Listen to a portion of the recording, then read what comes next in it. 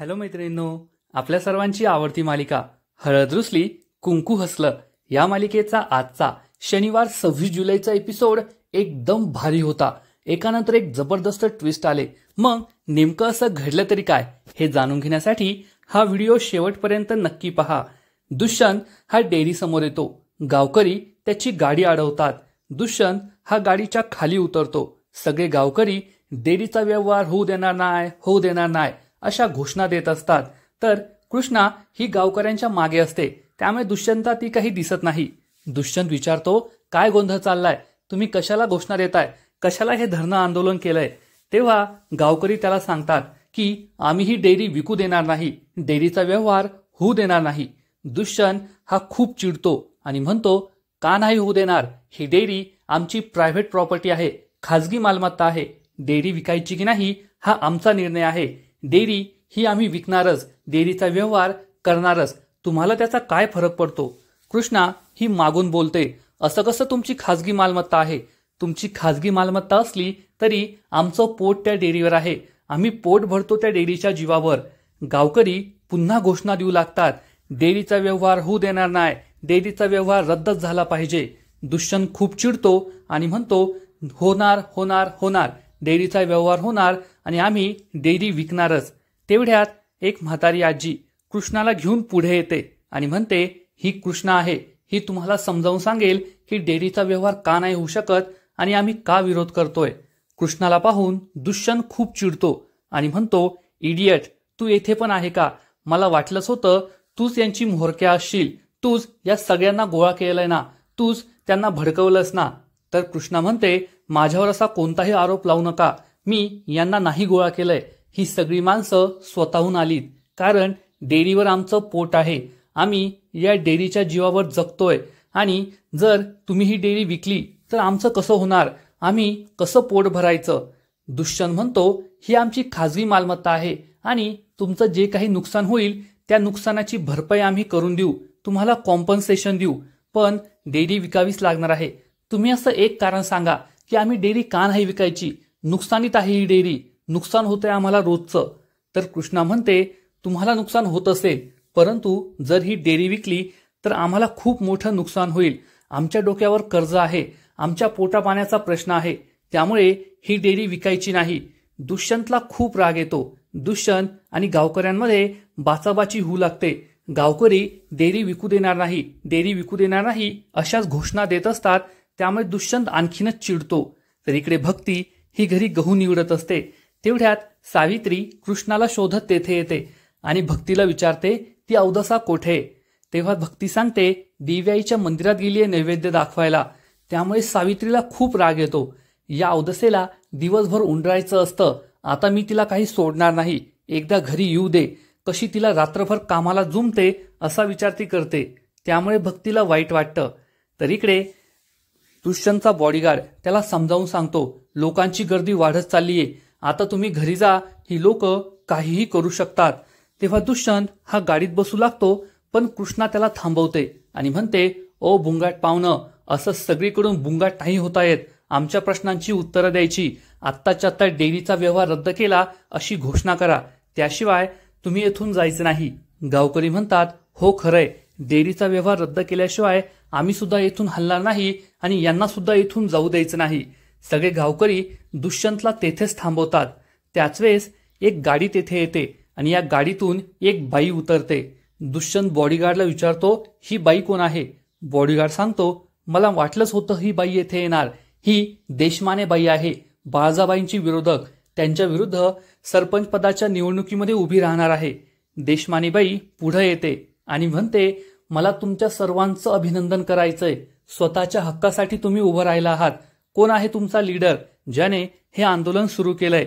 गावकरी कृष्णाला पुढे आणतात। तेव्हा ही बाई कृष्णाचं खूप कौतुक करते की मला तुझा अभिमान आहे, तुझ्यासारखे नवीन लोक लीडर म्हणून पुढे आले पाहिजे, तरुण नेतृत्व पुढे आलं पाहिजे। आणि ती कृष्णाच्या गळ्यात हार घालते। सगळेजण टाळ्या वाजवू लागतात। कृष्णा हा हार काढून ठेवते, तर देशमानेबाई गावकऱ्यांना आणखीनच भडकून देते, हा आपल्या पोटाचा प्रश्न आहे, डेअरीचा व्यवहार करणं, डेअरी विकणं हे चुकीचं आहे, तुमचं धरणं आंदोलन सुरू ठेवा, मी तुमच्या पाठीशी आहे, असं म्हणून ती कृष्णाचा हात पकडते आणि सगळे गावकरी पुन्हा एकदा घोषणा देऊ लागतात, डेअरीचा व्यवहार होऊ देणार नाही, डेअरीचा व्यवहार रद्द झालाच पाहिजे. त्यामुळे दुष्यंत हा आणखीनच चिडतो. दुष्यंतचा बॉडीगार्ड त्याला समजावून सांगतो, या देशबानेबाईची माणसं खूप डेंजर आहेत, राडा घालतील, तुम्ही गाडीत बसा आणि घरी चला, येथे थांबणं खूप रिस्की आहे. तर दुष्यंत चिडून म्हणतो, आता मी सुद्धा येथेच थांबणार, नाही हलणार इथून. जर या आंदोलनामुळे माझ्या भविष्याला प्रॉब्लेम येत असेल तर मी सुद्धा पाहतो की डेअरीचा व्यवहार कसा नाही होऊ देत ही लोक. कृष्णा ही पुन्हा पुढे येते आणि दुष्यंतला समजण्याचा प्रयत्न करते, पण दुष्यंत तिचं काहीच ऐकून घेत नाही. दोघेही एकमेकांकडे रागारागाने पाहत असतात. तर देशमानेबाई मात्र हे आंदोलन आणखीन पेटवून देण्याचा प्रयत्न करते. इकडे दलपत आणि जयकांत हे दोघे लपून सगळी मजा पाहत असतात. दलपत हा लगेचच बाळासाहेबाईला कॉल करून सांगतो की डेअरीसमोर दुष्यंतच्या गाडीला घेराव घातलाय. हे ऐकून बाळासाहेबाईला जबर धक्काच बसतो. बाळासाहेबाई चिडून म्हणते, माझ्या लेकाच्या नखाला जरी धक्का लागला ना तरी मी सगळ्यांचा जीव घेईल, अख्खं गाव पेटवून देईल, माझ्या लेकाला काहीच नाही झालं पाहिजे, असं म्हणून ती फोन कट करते. तेवढ्यात आढळराव हे सगळं ऐकतात आणि विचारतात, तू सगळ्या गावाला आग लावणार का, सगळ्यांचा जीव घेणार का? बाळासाहेबाई चिडून म्हणते, माझ्या लेकाचा प्रश्न आहे, त्याच्यासाठी मी काहीही करू शकते. तर आढळराव म्हणतात, मग गावाच्या पोटाचा सुद्धा प्रश्न आहे ना, हे तुला कळत नाही का? तू ही डेअरी विकू नको, थोडं समजदारीने वाग.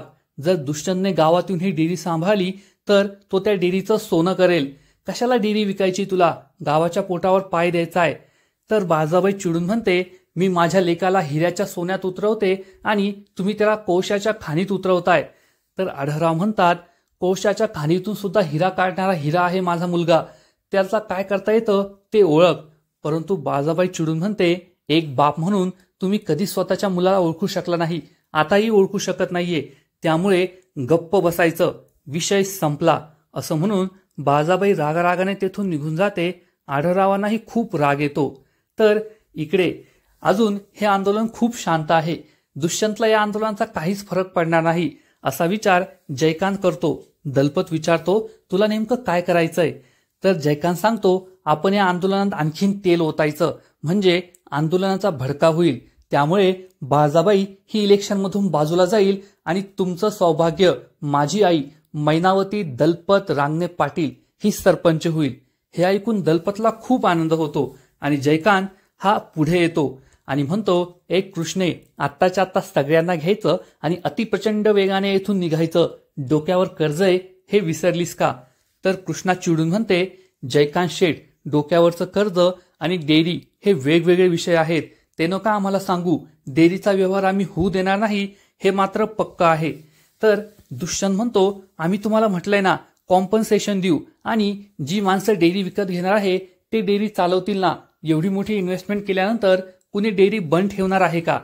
तर कृष्णा म्हणते, अशी उडवाउडीची उत्तरं आम्हाला द्यायची नाही, तुम्हाला सुद्धा गॅरंटी नाही की ती लोक डेअरी चालवतील, मग आम्हाला कशाला सांगताय? तेवढ्यात बंब्या पुढे येतो आणि म्हणतो, आम्हाला काहीच माहिती नाहीये, डेअरीचा व्यवहार आम्ही होऊ देणार नाही. बंब्या पुढे आल्यामुळे जयकांत खूप चिडतो आणि त्याला धक्का देतो. बंब्या खाली पडतो, त्यामुळे गावकरी खूप चिडतात आणि या दोघांच्याही अंगावर धावून जातात. बॉडीगार्ड लगेचच दुष्यंतला गाडीमध्ये बसवतो. सगळी माणसं दुष्यंतच्या गाडीची तोडफोड करू लागतात, गाडीला घेराव घालतात. त्यामुळे दुष्यंत हा चांगलाच घाबरतो. तो सगळ्या गावकऱ्यांना म्हणू लागतो, हे काय करताय, हे काय करताय? जयकांत चांगलाच खुश होतो. तर कृष्णाही घाबरते आणि गावकऱ्यांना समजावून सांगते, तुम्ही हे सगळं काय करताय, सोडा त्यांना, अशी गाडीची तोडफोड करू नका, आपण बाळासाहेबाईशी शांतपणे बोलूया आणि मग ठरवूया. तर गावकरी खूप चिडलेले असतात आणि म्हणतात, आता शांतपणे बोलणं वगैरे काही नाही, आता आपला हक्क असाच मिळवावा लागणार. आणि सगळे गावकरी पुन्हा एकदा गाडीवर काठ्या मारू लागतात, गाडीला नुकसान पोहोचू लागतात. त्यामुळे दुष्यंत खूप घाबरतो. तर जयकांत चांगलाच खुश होतो. दुष्यंतला त्याच्या लहानपणीची एक घटना आठवते, जेव्हा एका म्हाताऱ्या माणसामागं काही गावातील लोक धावत पळत असतात, त्याला मारहाण करतात आणि छोटासा दुष्यंत हे सगळं लपून पाहत असतो. गावकरी गेल्यानंतर तो आपल्या आजोबांजवळ येतो आणि आजोबा आजोबा म्हणून रडू लागतो. हे सगळं दुष्यंतला आठवतं. तो खूप घाबरलेला असतो. तेवढ्यात बाळासाहेबाई आपल्या माणसांना घेऊन तेथे येते. बाळासाहेबाईला पाहून सगळे गावकरी बाजूला होतात, गाडीपासून दूर होतात. बाळजाबाई ही गाडीतून उतरते आणि दरवाजा उघडते तर दुष्यंत खूप दचकतो. बाळजाबाई त्याला शांत करते आणि म्हणते, लेकरा ठीक आहेस ना तू, मी आलीये, घाबरू नको. दुष्यंत खूप घाबरलेला असतो. बाळजाबाई त्याला गाडीतून उतरवते, त्याला शांत करते आणि म्हणते, हे काय करताय तुम्ही सगळे, या माझ्यासमोर, कशाला हे आंदोलन, का नाही आम्ही विकायची डेअरी, तुम्हीच सांगा. तेव्हा एक म्हातारीबाई पुढे येते आणि म्हणते, आमची स्वतःची कारणं आहेत आणि आमची लीडर कृष्णा तुम्हाला ही कारणं सांगेल. कृष्णा पुढे येते. कृष्णाला पाहून बाळजाबाईला खूप राग येतो. दुष्यंत सुद्धा तिच्याकडे रागारागाने पाहू लागतो. तेव्हा बाळजाबाई म्हणते, काय बोलायचंय बोल. कृष्णा ही बाळजाबाई समोर हात जोडते आणि म्हणते, बाळजाबाई माफ करा, छोट्या तोंडी मोठा घास घेते. तुम्ही 5 गावांच्या रखवालदार आहात. तुमच्यासमोर तुमच्या पुढे बोलण्याची कोणाची हिंमत नाहीये. मी काही चुकीचं बोलणार नाही, जे योग्य आहे तेच बोलेल. तुम्ही ही डेअरी विकायला काढलीये, परंतु डेअरी हे आमच्या जगण्याचं साधन आहे. डेअरीच्या जीवावरच 2 वेळेची मीठ भाकरी आम्हाला मिळते. असं म्हणून कृष्णा ही गावातील लोकांचं उदाहरण देऊ लागते. हा सागर याने मागच्या दिवाळीत 2 म्हशी विकत घेतल्या, त्या सुद्धा कर्जाने. जर डेअरी बंद झाली तर त्याने काय करायचं. हे राजन काका आहेत, त्यांनी गावात मिठाईचं दुकान टाकलंय. त्यांच्या मुलाचं लग्न त्यामुळे ठरलं. जर डेअरी बंद झाली तर मिठाईचं दुकान सुद्धा बंद होईल, त्यांच्या मुलाचं लग्न रद्द होईल. मग आपल्या गावात कुणीच मुलगी देणार नाही. त्यांनी काय करायचं. आपल्या ताई आहेत, त्यांची मुलगी 5वीत शिकते. दुधाच्या रतिबामुळेच त्यांच्या मुलीचं शिक्षण सुरू आहे. त्यांनी काय करायचं तुम्हीच सांगा. त्यामुळे ही डेअरी विकू नका. तेव्हा दुष्यंत म्हणतो, मी सांगितलंय ना, ज्यांचं नुकसान होईल त्यांना आम्ही नुकसान भरपाई देऊ. तर कृष्णा म्हणते, तुम्ही काय नुकसान भरपाई देणार, 5,000 की 50,000, आणि ते पैसे काय आम्हाला आयुष्यभर पुरणार आहे का. आम्हाला हाताला रोज काम पाहिजे आणि रोज त्याचा दाम पाहिजे. रोज पैसे आले तरच आमचं आयुष्य चालेल ना. असं नुकसान भरपाईने आमचं काम काही चालणार नाही, आयुष्य काही चालणार नाही. त्यामुळे डेअरीचा व्यवहार रद्द झाला पाहिजे. तुम्ही डेअरी विकू नका. तेव्हा बाळजाबाई म्हणते, मला तुमचं म्हणणं कळलंय. तुम्हाला पर्यायी व्यवस्था पाहिजे ना. आम्ही तुमच्या रोजगाराची व्यवस्था करू. तुम्हाला पैसे हवे असतील ते देऊ, तुमच्या हाताला काम देऊ. परंतु कृष्णा आणि गावकरी यासाठी तयार होत नाही. कृष्णा म्हणते, बाळजाबाई तुम्ही दुसरी व्यवस्था कराल, परंतु डेअरीचा व्यवहार नाही झाला पाहिजे. डेअरी ही आमची आई आहे. डेअरी ही आम्हाला आईसारखं जगवते. मी सुद्धा माझ्या बाने मागे ठेवलेलं कर्ज या डेअरीच्या जीवावर फेडते, हप्ते फेडते. डेअरी बंद झाली तर मी तरी कशी जगणार. त्यामुळे डेअरीचा व्यवहार नाही झाला पाहिजे. हे ऐकून बाळजाबाईला खूप राग येतो. दुष्यंत सुद्धा चिडतो. गावकरी हे पुन्हा एकदा घोषणा देऊ लागतात की डेअरीचा व्यवहार होणार नाही, डेअरीचा व्यवहार करू देणार नाही. त्यामुळे बाळजाबाई आणि कृष्णाला चांगलाच राग आलेला असतो. देशमानेबाई पुढे येते आणि बाळजाबाईवर चिडून म्हणते, बाळजाबाई हे तुम्ही काय करताय.